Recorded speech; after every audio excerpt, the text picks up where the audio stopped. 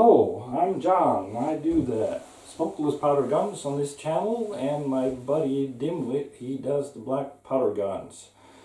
And I've been doing a whole series about Krag rifles, and mostly rifles that I have customized myself.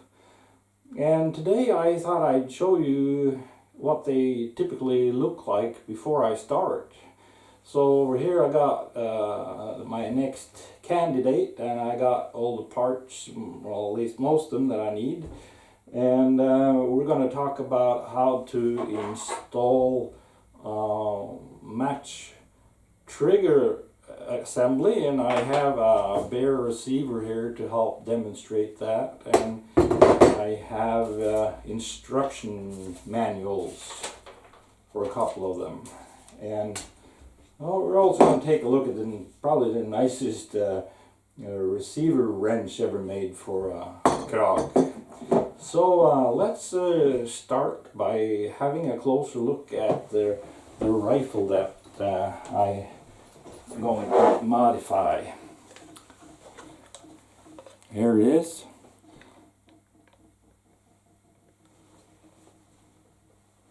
Not all that pretty.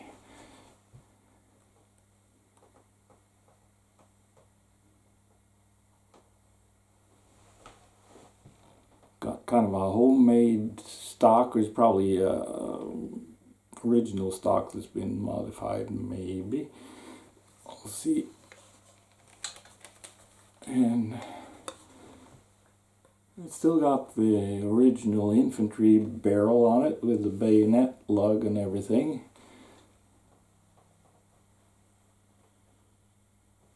And it's still got the original trigger.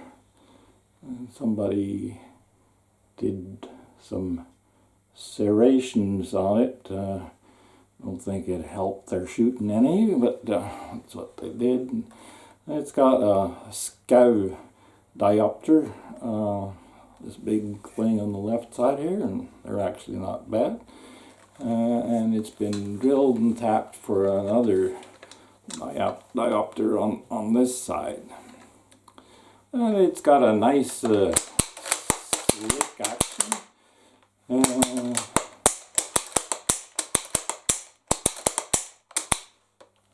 So seems to work the way it should.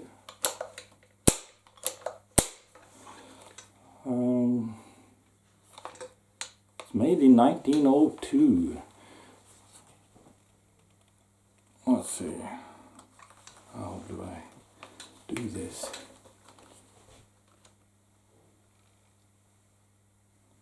(1902) Kongsberg. So it started as a model 1894 infantry rifle. So that's what we got to deal with. And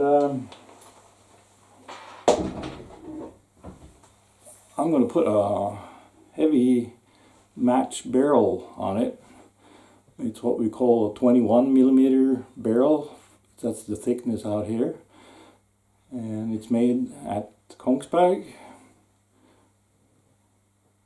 And the trick is to get this groove for the extractor in the right position and with the right head space, of course, and we'll see how that goes, because this has been on another rifle before. And when you buy a new barrel for these Krag rifles, they don't have the groove here for the extractor. You cut them afterwards. So we'll see how that works out.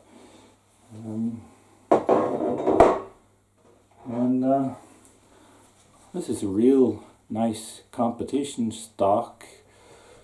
I think it's from 1986. I have reason to believe that.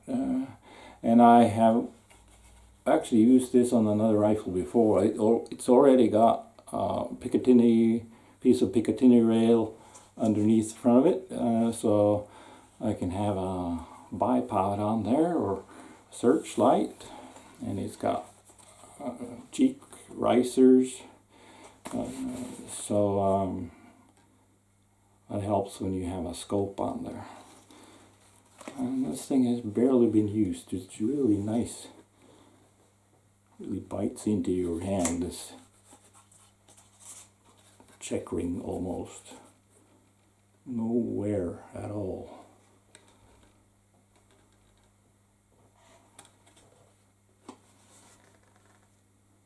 And that's the B for Bredvold. Good competition shooter and stock maker.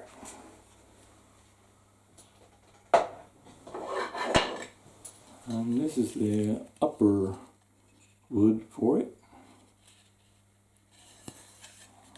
As you can see, this thing is laminated with different colors wood. It kind of looks nice. And it's also, oh. So, and then I have the beginning of what's going to be the base for the scope mount. And I have a whole video dedicated to mounting scopes on the Krag. And the Krag, so you might want to look at that. The Krag has a groove here on the upper left side of the receiver, and this round piece of steel fits into that groove. And so that's going to be bolted on there, and I'm going to machine this down to whatever I want to. I have made several versions of this before. I kind of like to use these Burris signature rings. They have these nylon inserts in them, and you can buy them with kind of offset hole through them, and so that will, you can kind of get your scope in mounted in the way you like it without touching the turrets. And then you can install your scope with a little bit of elevation so that you have more clicks to spend, so that you can reach out further. So these are my favorite rings on rifles. And sometimes I mill this down and put a piece of Picatinny rail on there and put the rings on that. But I run out of Picatinny rail, but I have a few Weaver rails, and so I'm thinking I'm going to use one of them. I haven't decided which one yet. So mill this down to a different shape and put this on top of it, and then the scope rings on there. And I got quite a few scopes down in my basement. I haven't really decided which one to use yet, so we'll see. Of course, I'll have to make another video when the gun is done. And I have a real nice barrel vise with different inserts for different thicknesses of barrel. And I have several action wrenches. And this is the one for the model 1894 Krag rifle. And so it opens like that, and you put this around your barrel, and then it kind of locks here, and then it slides in onto the front end of the action, and you unscrew the action from the barrel that's in the vise. So a lot of work went into this, and this is made at the Kongsberg factory. So really nice. And let's see, how do we install a match trigger assembly? This is not a Kongsberg one. This is a Danish one made by Schultz and Larsen, and they're really nice too. I think the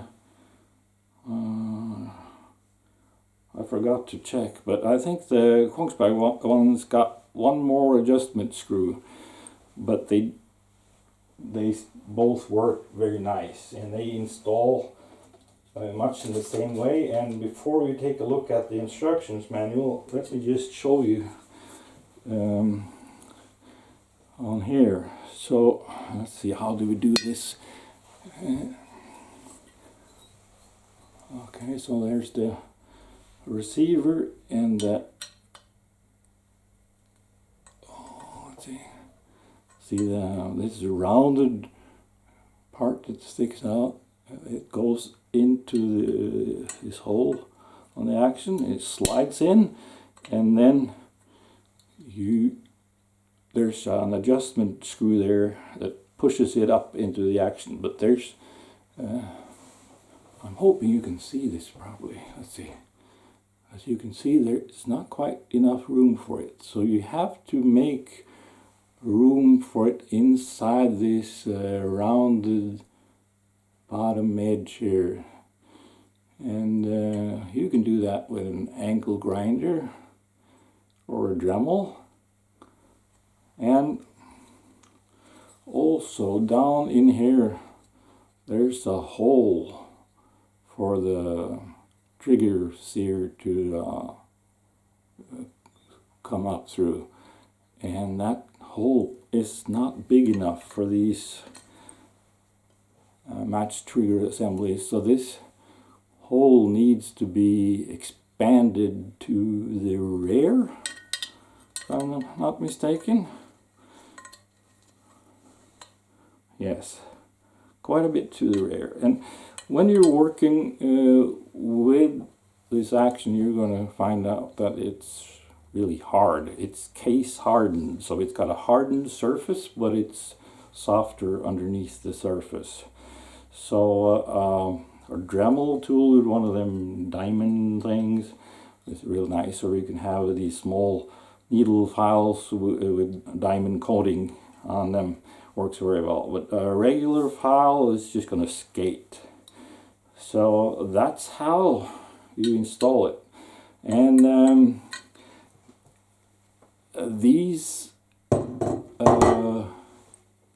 triggers, they work in a different fashion than the original trigger, because on the original trigger you pull the trigger and this will come down and let go of the bolt, but as you see, nothing happens here. But if I push on this thing from the rear and pull the trigger, that it folds down. So it's a completely different concept, and it will give you an excellent trigger pull.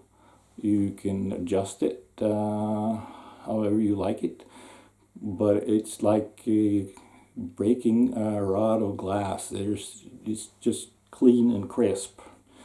So once you get used to this, you don't want anything else. And these are fairly easy to find in Norway. Well, in American dollars they will be about $60, and over here, but I think they're pretty rare outside of Norway.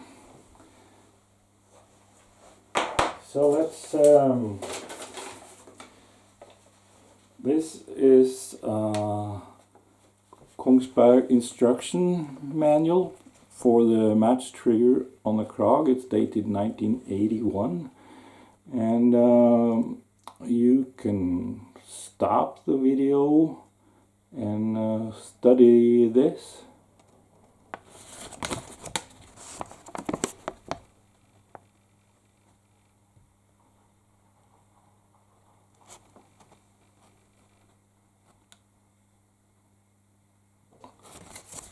It basically tells you what I told you, and also what the different adjustment screws are for, but if you get the hold of one of these, you'll figure that out, you know, just by trying. And this is for the same thing except for Mauser Model 98. So this is for a sharpshooter rifle Model 67 Kongsberg, and this is dated 1977.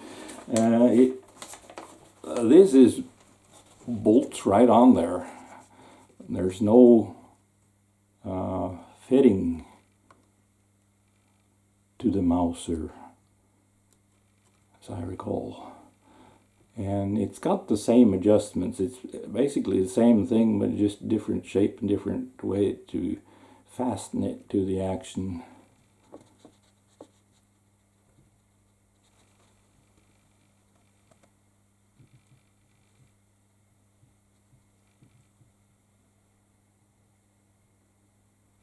So you stop the video now and then and see what, if you can make any sense of this. Of course it is in Norwegian, but it's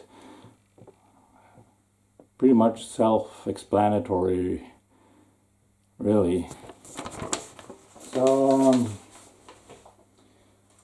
that's what I got for you today. So probably take some time before I get this ready. And I got some other projects that I'm working with, so we'll see. But if you haven't subscribed, maybe you should, and click on like, and feel free to comment and all of that. And I'll do my best to answer any questions that you might have. See you later.